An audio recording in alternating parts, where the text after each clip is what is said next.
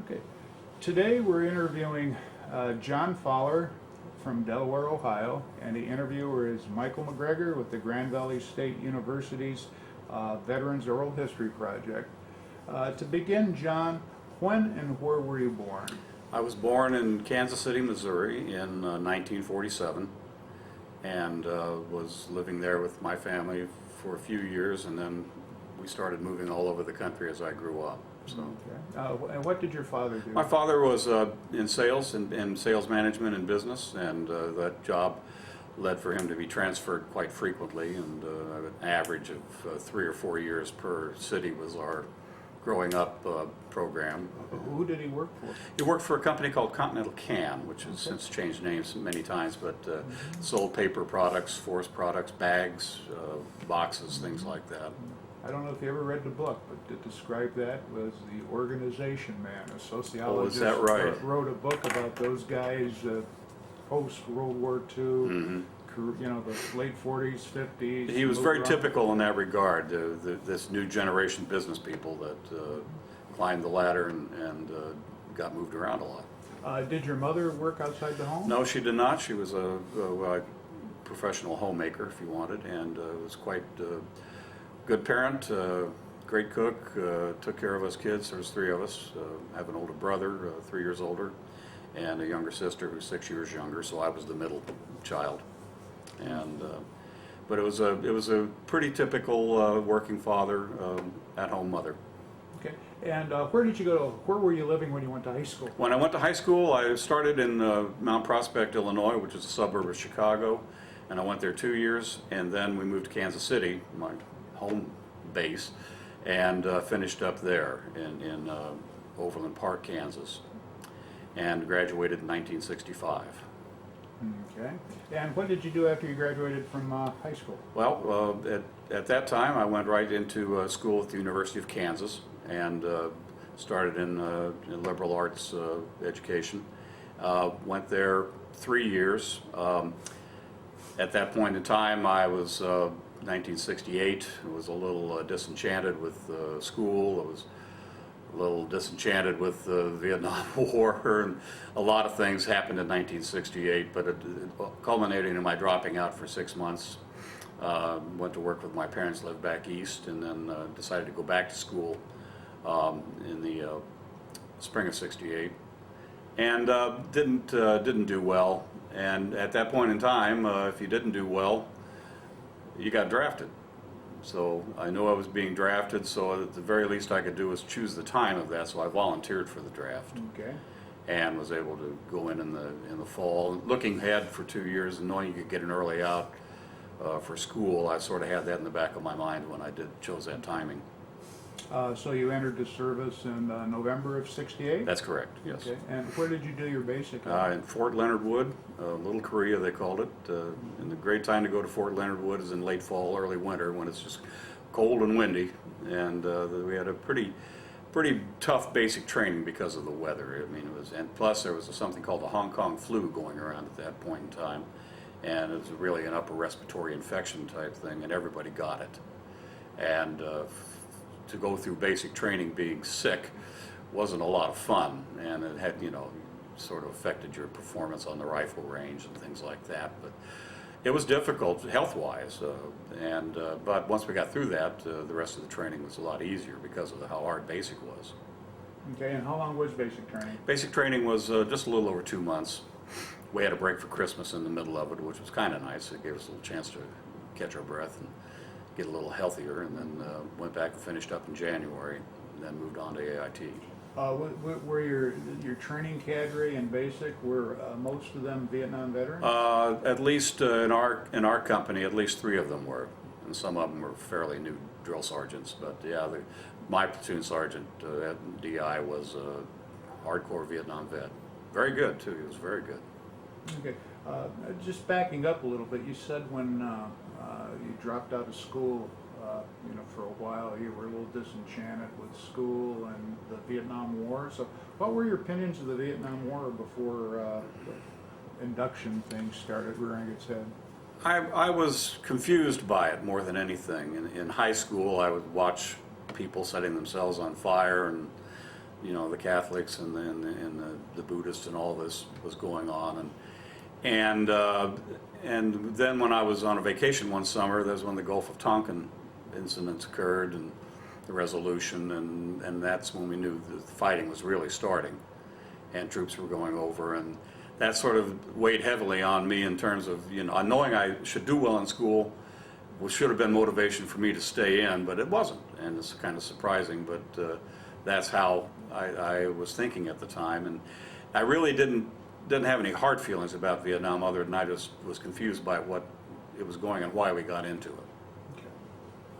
Okay, so now you finished basic, now what happens? After basic, went directly to advanced infantry training, individual training I should say, in Fort Lewis, Washington, and it was cold and snowy and perfect environment to get trained for Vietnam. Of course, we were all told that naturally we would go to Vietnam, and so we all believed that. And toward the end of that, I was proposed a possibility of going to the non-commissioned officers candidate school in Fort Benning. Now, was your AIT in infantry? Yes. Okay. Oh yes. From your basic training company, how many people had infantry It assigned seemed to them? me that it was about 70%, Okay. and so others became cooks and clerks and things like that, but most of it was infantry. Artillery, I'll put it all in combat MOSs, I'll say. Combat arms. Yeah. Okay. So you go to Washington and you do your advanced individual training in infantry, and Yes. the winter. Yeah, just Cold cold time. and wet. We didn't see the sun until 2 days before we graduated. Okay. Finally, there's Mount Rainier in the background, beautiful blue sky. I said, my, what a lovely place this is. But you couldn't have convinced us of it during the training course. How long did AIT last? AIT was another 2 months. Another 2 months. Yeah, total of 8 weeks of. And at the end, when were you approached about the NCO? About 3 weeks before graduation, and they picked about maybe 7 or 8 of us and took us into a room and kind of presented the concept of non-commissioned officer school, and saying every other word out of their mouths was, you know, of course you're going to Vietnam, so you might as well go with some rank, and you might as well, you know, get the benefits of that. So most of us definitely believed we were going to Vietnam. I mean, that was sort of from the first day of basic on, you knew that.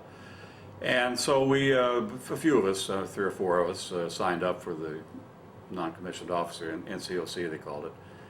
And it turned out my outfit went to Korea. But I was already signed up, so I was heading to Fort Benning. And so I would have ended up serving the rest of my time in Korea probably. But those are the breaks.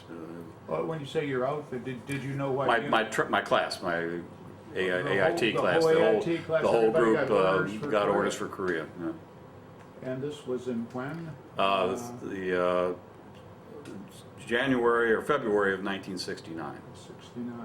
Okay. Yeah. So off to Benning I went after a 30-day leave, or not 30-day, but 2 weeks leave, and immediately got into the non-commissioned officers candidates course, which is just the same thing as OCS, minus about maybe 3 weeks of classroom. But all the field training, all the ranger school exposure, and everything was identical to OCS. We had the same instructors, the same courses, and all of that. We just went for a less concentrated classroom leadership type of training. But the rest of it, non-commissioned officers and OCS were just the same thing. It was amazing to me that they did that. But that's why we were in Benning, because of that. And it lasted how long? It lasted, let's see, almost 3 months. Okay. And then at the end of that, they called that phase 1. Then you went and became a platoon sergeant or squad leader at a AIT, infantry AIT course somewhere. And for me, it was Fort Gordon, Georgia, and ran a troop through their AIT. And at the completion of that, you got your stripes and your orders for Vietnam. So it was good to do that because I couldn't imagine going over to Vietnam without having some kind of infantry leadership experience. That's difficult. The leadership part of this is the hidden enemy for a lot of guys, and it was for me too in certain ways. But Okay. Did you find that the leadership experience that you gained leading a platoon or a unit in AIT was a little different than what you needed to do when you Well, were leading guys in Vietnam? training is training, and Yeah. combat and actual circumstances are certainly a different animal. But there was a lot of aspects of it that did help me to get exposed, mostly in terms of relating to them. I wasn't used to being a leader. I wasn't used to being, in charge. And that gave me a little bit of exposure there. That helped, because once you get to Vietnam, you're on the ground and you're all of a sudden doing it, and there's not a lot of learning curve time. So it's good to have some of that experience. And at the end of the NCO Academy, you were, what, an E5? E5, Okay. Buck Sergeant, yeah. Did some people make E6 right out of the academy? Very few. I'd say that the top 1% Okay. might have gotten that. And that was quite an accomplishment, to say the least, because it was not an easy course. Not everybody made it through, and that's a good thing for the most part. But it was anybody that came out of there in E6 was definitely top drawer. Now, when you went to your training assignment, after you finished the academy, I guess phase 2, or, Right. the practical. How were you received by the cadre NCOs? They're the hard-bitten lifers, we call them, were tolerant, glad to see us because they didn't have to do the work. We gave a lot of guys a chance to do something else for a while we pushed troops. Our major interfaces were with the top sergeant, and he drove us pretty hard, didn't coddle us at all, and we had to really toe the line in terms of doing our jobs. And that's good. I mean, good grief, you don't want to be coddled when you're in your last training before you go over to combat. So for the most part, they were tolerant, but I think there was a little, between the lifers and the we'll call it shake and bakes, because that's the catchphrase that's been put on us. It was okay, but we weren't one of them, and that was pretty obvious. Yeah, because I've talked to people that maybe served a year and a half, 2 years as a PFC, and then a couple, 3 years as a Spec 4, and then Vietnam starts up, and maybe they make 5 on their first tour of Vietnam, and then they see somebody, now I'm a 5, I haven't even been in the service a year, and I'm a 5, and sometimes a little resentment, but the fast rank was hard to get, because the minute I got out of basic as a PFC, I mean AIT, I'm immediately thrown in Fort Benning with the rank of corporal, in terms of pay grade and stripes. But that's about the only place the rank of corporal existed back then, because they pretty much eliminated that as a regular Army rank for regular duty. So, but that's what we were, and then you graduate with your 3 stripes, and now you are one. So you were in AIT, pushing AIT troops for just for one cycle? One or was it cycle, one yes. cycle, and then you got orders for. Then we got orders for Vietnam, and 30 days later we were told to report to, in my case, Fort Dix, New Jersey, and pretty much got handed some jungle fatigues and new orders, and off we went. Did you have any other specific training for Vietnam before you? Not in the were put States. to Dix? Okay. No, we just went home and said our goodbyes and got our affairs in order. And, What was your family's reaction to your orders to Vietnam? well, they were expecting it, because they knew from the minute I volunteered for NCOC that I was going.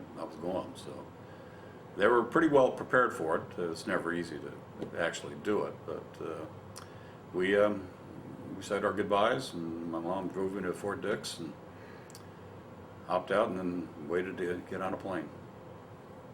Okay. And at that time, did you know what unit you were going to be I had no joining idea. in Vietnam? Okay. Nobody had any idea. That didn't happen until you got on the ground in Vietnam. Okay. So you went to Dick's, and what happened? Went to Dick's. We were there for maybe 2.5, 3 days, as I recall. And we kind of sat around. We were issued some traveling gear and uniforms and a new duffel bag and all that stuff. And little indoctrination, little orientation took place. But it was just basically what to expect when we got off the plane over there and where we'd be going and what would happen immediately after we got there. But that's all we knew, and no idea at all who we were going to be with and what kind of outfit we'd serve in. Okay, so what was your, when did you arrive in Vietnam, and what was your reaction to arriving there? I can't remember the exact date, but it was in October, and we went to an area near Long Binh, near Saigon, and we're pretty much just handed some more gear, pulled some duty. I think I rode a garbage truck with some Vietnamese civilians, and things like that, guard duty on the perimeter and what have you. But then we were marshaled and sent to I guess you'd call it a ceremony where they would call out your name and tell you where you were going. And eventually they got to me and said 101st, and surprised me because I wasn't airborne. I declined going to airborne school during training, and ironically, the infantry AIT that I took the troops through was the Airborne Infantry AIT at Fort Gordon, and so there were some other airborne NCO candidates there with me. So we kind of, I was a dirty leg, straight leg infantry. They were airborne, and they had their Cochrane jump boots and all that. So I was surprised that I would end up in an airborne division, but because we didn't call us Air Mobile then, it was still the 101st Airborne, so, or Air Assault, whatever they use now. So anyway, got the news, and those of us who were assigned to the 101st then got on a plane and flew up to, I think we went to Da Nang, and then got on another helicopter and flew on up to Camp Eagle, where we got our indoctrination and training for the 101st. Okay. Now, what did your indoctrination and training consist of? Oh, basically, we had a lot of visual training.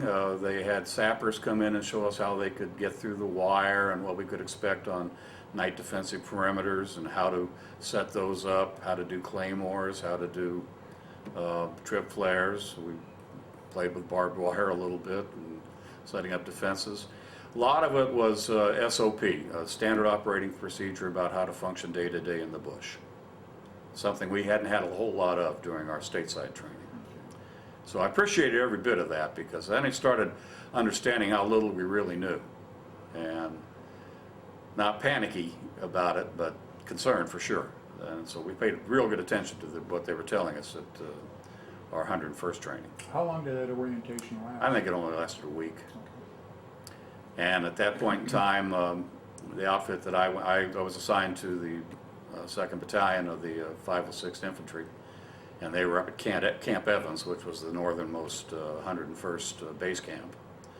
So they put us on a truck and drove us up there, those of us who were going to Camp Evans, and found my way to my company area.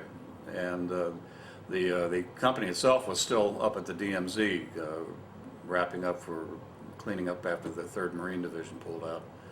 And they were due back, I think, in about 3 or 4 days after I got there. So I sat around and gave the first sergeant a lot of my money in poker games, and got oriented a little bit to the base camp life. And then on about the 4th day, the company came in, and I finally got to meet the guys I'd be working with.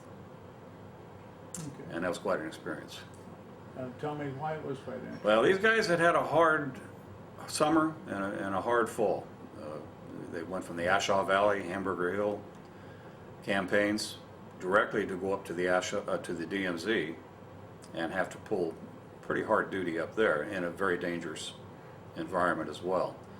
So I was linking up with some pretty hardcore, hard experienced guys, combat veterans, and it was intimidating for me to understand what they had just been through and have me come in as a brand new green non-com squad leader. That was my first assignment, and have any kind of credibility.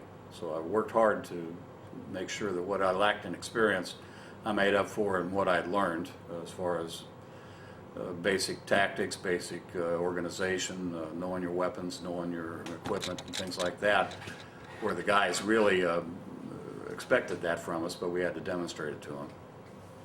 So, but we didn't have to wait long. We went right back out in the field and started. It was monsoon season, so everything stayed pretty much close to the front range of the mountains. We call it Rocket Ridge, was the closest ridge line to the base camp, and that's where the enemy would come up and shoot rockets into our base camp from time to time and let us know they were still out there. But so we patrolled a bit. We got on some fire bases nearby, old established fire bases that weren't really in combat situations anymore, and pulled duty there for a while and just sat out the rain and spent Thanksgiving and Christmas and got our packages and stayed out in the rain and passed the time until without a lot of any contact with the enemy at all. I'd say the first 3 months I was there was just an exercise and staying out in the woods and living that kind of infantry life that the 101st was really good at, and that was basically humping the mountains with your 80-pound rucksack and making camp every night. During that period of time, did you ever operate east of Highway 1, or were you always between Highway 1 and the hills? Well, we were always in the hills. Very little operations in the lowlands at all. We were almost always up at least in the foothills or in the mountains. Okay. And that's just the way life it was. So you say your 80-pound rucksack. Explain basically what you generally carried. Okay, well, a lot of it centered around your priorities were your weapons and ammo. You had to make sure you had enough of that, and everybody carried at least a couple of belts of machine gun ammo as well. All that's pretty heavy, and that's what counted for an awful lot of the weight we had. The rest of it was food and water. You had to pack enough food for 2 weeks and enough water to get you by as much as you could, because you never know when you were going to find fresh water and something that wasn't a bomb crater that you had to put tablets in. So we valued very much having good clean water and enough chow to get us by, because every now and then, as an air mobile outfit, everywhere we went was helicopter insertion. And no trucks, no way to walk out and get resupplied. So everything we got came in by helicopter. And if we got in a weather situation, which we did a couple of times, where a helicopter couldn't fly out and give us our resupply, we sort of had to make things stretch and get by. A couple of times we were down to our last tins of peanut butter and a can of peaches or whatever it might be. And things looked pretty dire a couple of times, but usually we always got in the nick of time, got resupplied or extracted, whatever the remedy was. So Air Mobile brought a whole new ballgame in terms of how heavy your rucksack was, because you had to make sure you had it on you if you were going to be sure to have it when you needed it. So other than that, you had some personal items, you had clothing. You usually had a couple of pair of socks that you would have. If you were lucky, maybe an extra shirt or what have you, pair of pants, underwear. Other than that, you carried your personal items. A lot of us carried an M16 ammo can that we put our writing paper in, anything we wanted to keep dry and safe. A lot of us carried some condiments to help enhance our sea rations a bit. Always had Tabasco, Worcestershire sauce, and things that I like to have in mine. And other guys had their pet things. Their families would send them, or they'd steal it from the mess hall when we were in the rear. And so that accounted for some of the weight, but mostly it was ammunition, claymore mines, grenades, your rifle ammunition and machine gun ammunition, and food and water. That was the bulk of the weight. And when you were out, approximately how much ground would you cover in a typical day? Depending on what our mission was, we would, since we were very vertical in our distances, if we did a click or two a day in the mountains, that was a pretty good day. If you had an easy terrain, you could do maybe 2 or 3 clicks. A linear click was like A kilometer. 10 clicks. Yeah, right. Up and Yeah. down, up and down. So to say you've gone a click that away, you maybe did 2 or 3 Yeah, clicks right, yeah. to get there. Yeah. So, but it was hard moving because of the rucksack. On rare occasions, we would go out in what we call hunter-killer teams and things like that, where we would leave the rucks behind and take enough for a couple of days maybe. But that was usually when we put out ambushes and things like that, and didn't need to make a camp per se. But other than that, yeah, I was always with the ruck, and extremely hard climbing. Going down could be tricky too if it was wet and muddy, because you could end up sliding all the way down. How long did it take you as a shake and bake to get fully accepted and integrated into your squad and the platoon? I think it took, with the really hardcore guys, who were also short timers, I never quite achieved the relationship with them that I did with the guys that came in about the same time I did, and we went through the tour together. But I would say to get anybody's, establish the credibility that I was hoping to get, probably took a couple of months. All I had to demonstrate to even the hardest core short timers was that I knew my stuff, and that was simply demonstrating that I knew it. Okay. The things that I was particularly focused on were the way we moved, our light noise discipline, the type of perimeter we set up at night. I always found high ground. I always made sure it was defendable, and sometimes we had to walk an extra half a click to find that terrain. Sometimes the guys would get on my case about it. We need to stop and, you know, have dinner. And I said, no, we're going to find the right place. And so those were my movement trademarks, and that helped, because even the last day I was there, one of the guys came up and said, we really appreciated, because this is after Ripcord, and they knew what could happen at that point.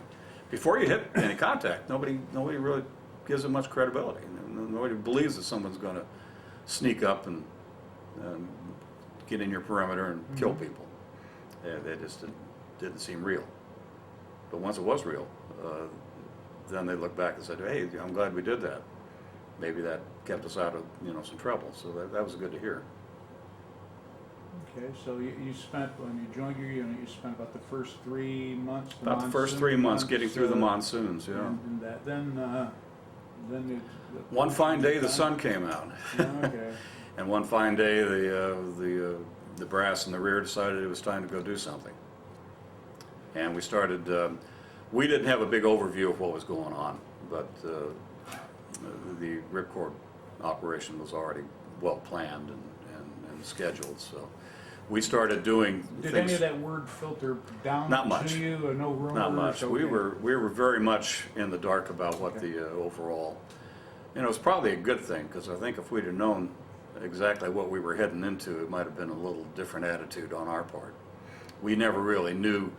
We suspected certainly that we were close to the enemy's home turf, but we didn't realize that we were inserted in their living room until after the fact. So, but once again, we started working deeper and deeper into the mountains, and then one day we saw off in the distance a hill being lit up with artillery and some airstrikes, and then we saw a bunch of helicopters taking what turned out, I think it was Alpha Company, onto Ripcord itself. And they encountered a hot LZ, and we were hearing some radio traffic and watched it from a distant hill to different Firebase, I guess we were on. And And we knew, boy, this is it. This is the beginning of something. And a couple of days later, we found out that we were going to go in and try to help take that hill we saw getting so much fire and activity on. So from that point on, we were sure that something big was happening. But once again, we didn't have the details. And I don't know whether it's a good thing for everybody to have the details. I think sometimes you're just given a specific little mission, and you do that, and then you don't get distracted by other things that could happen or might happen. So that's what we did. And that when we started our operations around Ripcord, the whole experience became completely different from my first 3 months. Everything was a lot more focused. Very early on, we attained a casualty. One of our guys was killed in an ambush, and that really drove home the point that we were now in contact with the enemy, and we were probably going to stay that way for an extended period. Sobering. It was very sobering. Who was your company commander at this time? At this time, it was the best company commander I've ever experienced, and it was Captain Vasquez.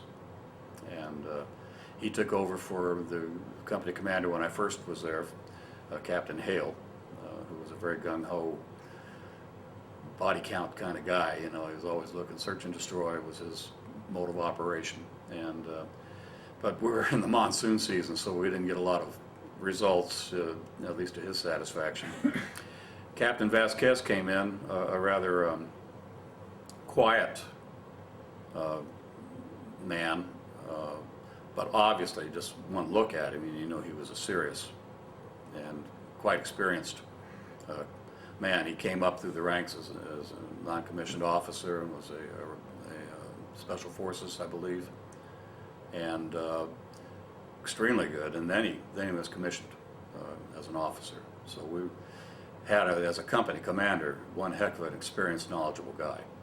He moved, our movements through the jungle under his leadership were very professional, very well executed. Our night defensive perimeters were always top-notch, always anticipating what could happen. And when something did happen, he was the type of guy that would pursue the enemy. He wouldn't just pull back and get in defensive posture. He'd say, let's go find him. Let's keep after him. And so we understood that we had a serious man at a very serious time in our tours, and we're very glad of it. And that became eminently apparent to me when we got on Ripcord. Our company was the one that actually went up the hill and established the creation of the base of the Firebase. And we pulled security on it while it was being constructed. And Captain Vasquez was the overseer of that project, and he wouldn't settle for anything less than what he thought was the most. If you thought you dug a great position, firing position, and around the perimeter, he'd come in and make you dig it twice as deep and make it an L-shaped so you could have movement and the ability to interact inside the ground.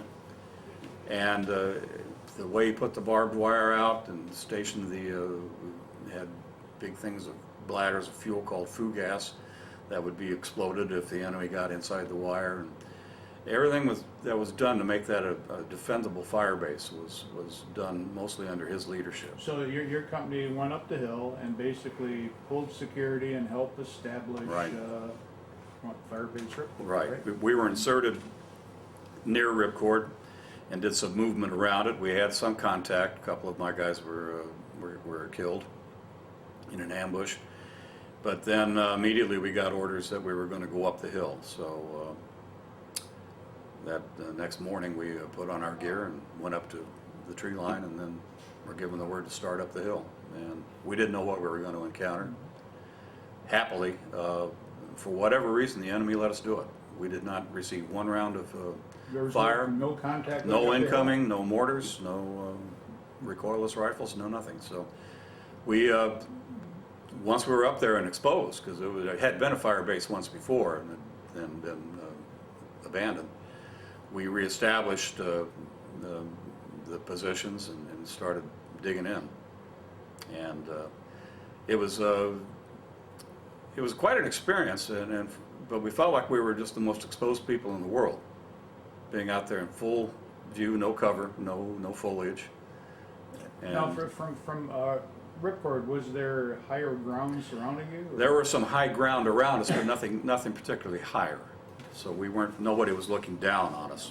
That was one of the beauties of that particular hilltop, is that it was one of the highest ones in the area. But there were several nearby that you could shoot into Ripcord from on a more less a level basis. So there was no doubt about the strategic quality of the ground, and it was very defendable if you built the right kind of a fire base, which we did. That's why it lasted as long as it did, I'm convinced, because the enemy knew that under normal circumstances there was no way that they could launch a ground attack, and a successful one anyway. It was a very defendable base. Yeah, and I understand it was laid out Quite well, yeah. very well with. It was just, yeah, and one of Captain Vasquez's pet peeves at other fire bases and other base camps was people would build big sandbagged structures, usually made out of corrugated metal and then reinforced with sandbags. But all they were was just big targets that could be hit and destroyed with a rocket propelled grenade or satchel charges and mortars and things like that.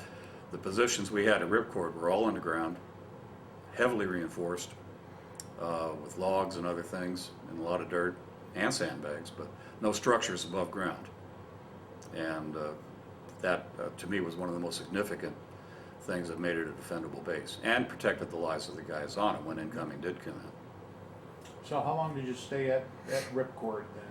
Our first experience on Ripcord lasted about, as I recall, about 3 or 4 weeks. Maybe not that long, probably closer to 3. And then we moved off. Another company came in to pull security on the base, and we continued our operations around it. It was simply the battalion, our battalion, and men from a few others were the ones that were on the hilltops and areas around Ripcord, looking for the enemy and making sure that they didn't come at the base. So that was what went on for the entire operation at Ripcord. There was people on it. The artillery, of course, was there, and headquarters, and a company of, at least a company of men in the positions around it, and everybody else was out in the mountains pulling security. During this time, how big was your company? We weren't at full strength. No, I don't think any of the companies were really at full strength. That would be,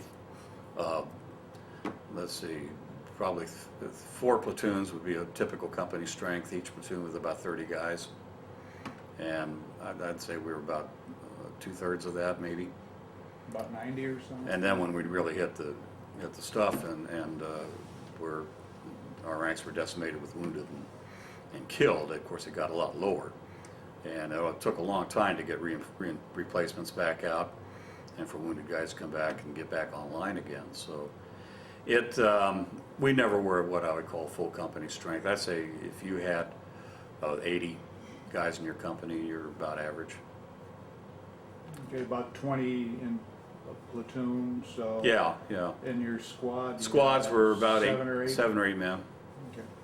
And that's the strength that we worked at most of the time. Okay, so you were in and out of Ripcord.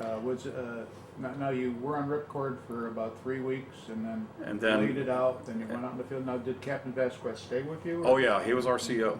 Okay. He was only in charge of Ripcord when we were on pulling security. Okay. But I think the reason we were on a little longer is because how well he was doing what he was doing. And but once we went off, I think maybe we came back on one more time for about a week. You didn't have a whole lot of options about how to get some relief from being in the field. When we got into the Ripcord operation, it became more or less the base camp, the rear area. We didn't get back into Camp Evans very much at all. Our typical time in the field was usually about 30 days, and then we get back into the rear, get some new clean clothes, hot shower, take a shower. When you say the rear, back to Evans? Back to Evans, Okay. yeah. Evans was after Ripcord, Evans looked like going back to the States almost. Getting on Ripcord was a little downtime, actually, for a company. So that's how it was looked upon.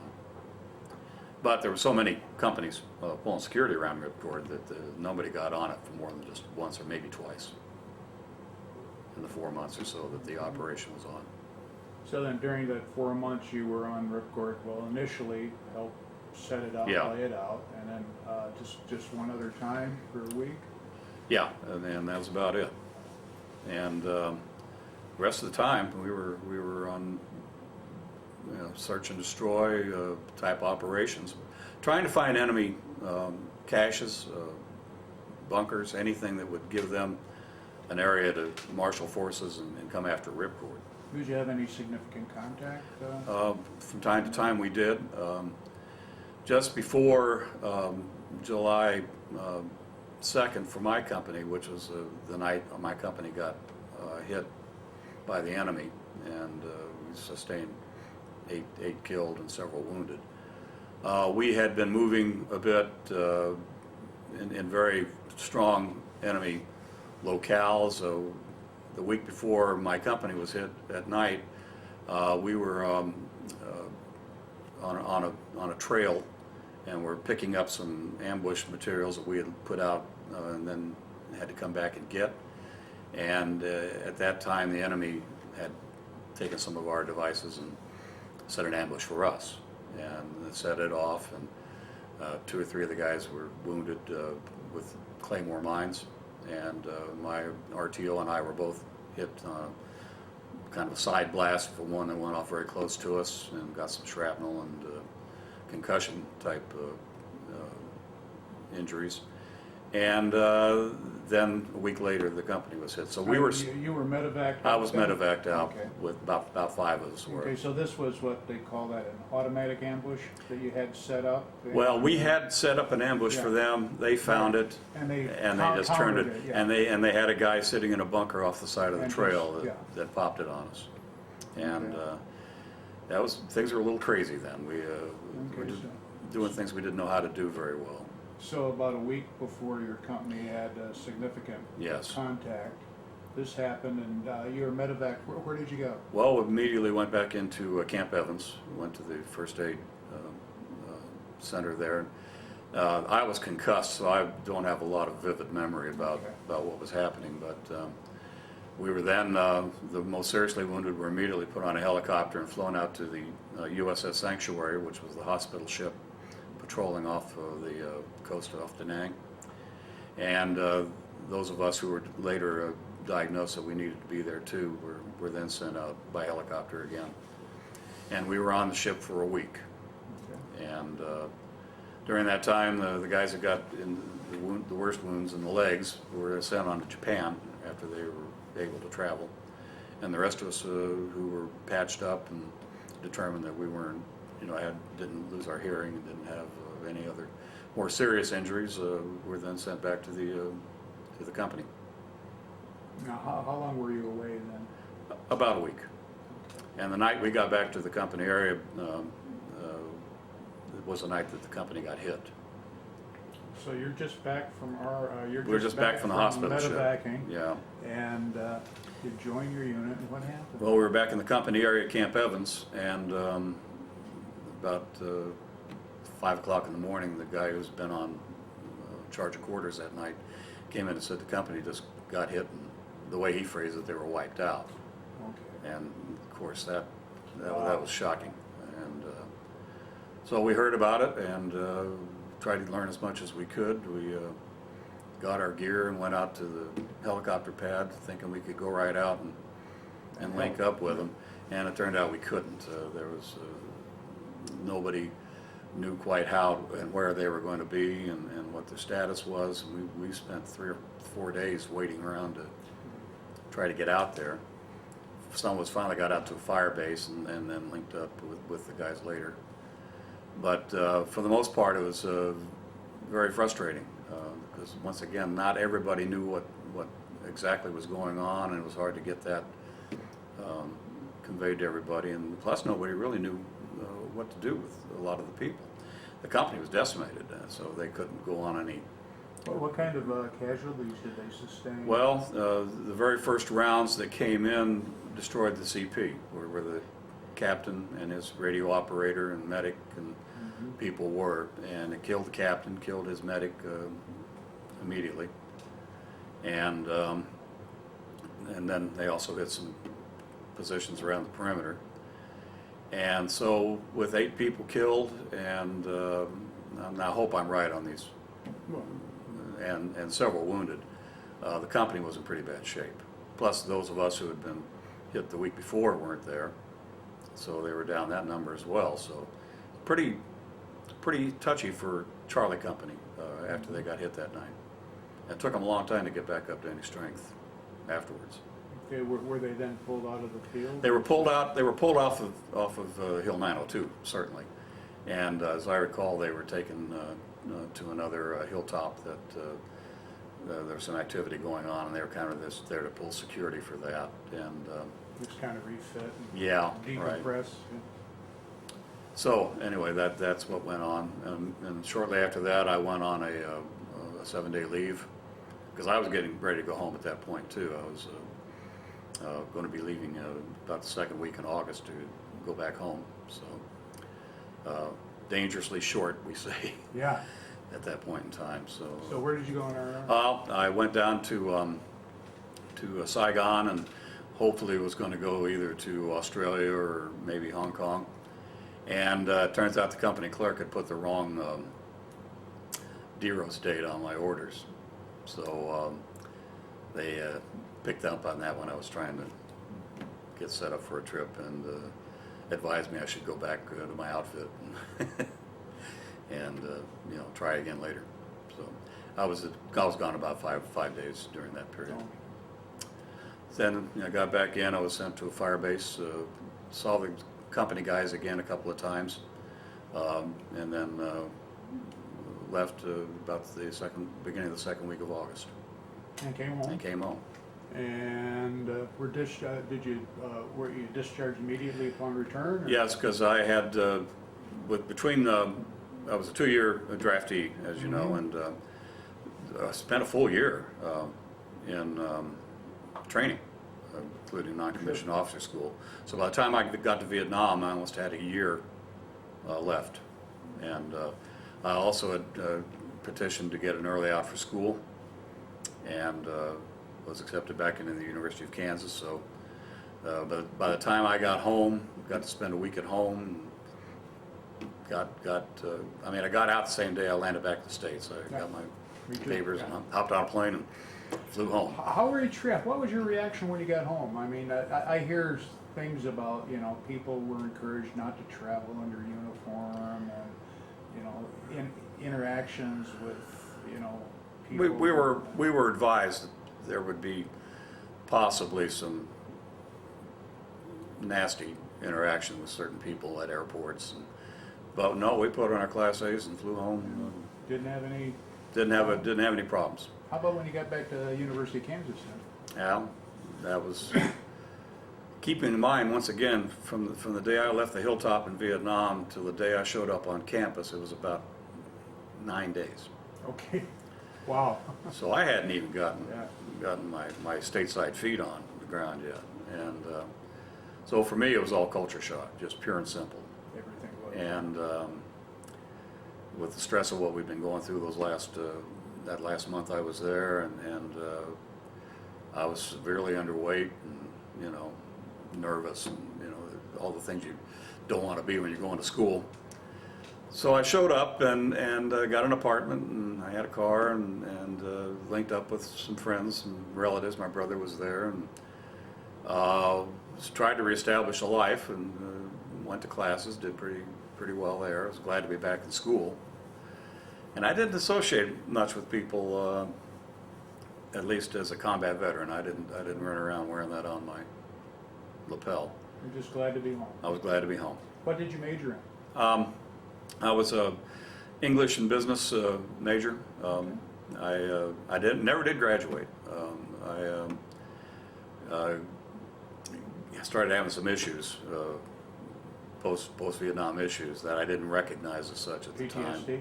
Something like that, yeah. And I guess that's about a catch-all for most of what's ended up going through. And so I didn't at that time graduate. I got out, found a gal, and got married, and got out, found a job, and we had a daughter shortly after that.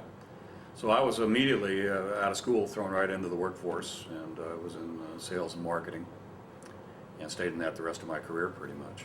And that's what started. But I had some issues, and I had a couple of years before I was what I would say reconditioned and able to cope with things very well. And during that time, it was very hard. It was hard for me at the job level. It was hard for me with family, and you know, it was not easy. I felt bad about it at the time, but didn't know what to do about it. Looking back on it, and my wife and I talk about it every now and then, it was just something we got through. She recognized it for what it was, which, you know, I really appreciated, especially later when she told me, you know, what she knew, she suspected was going on really was, and that was good to know.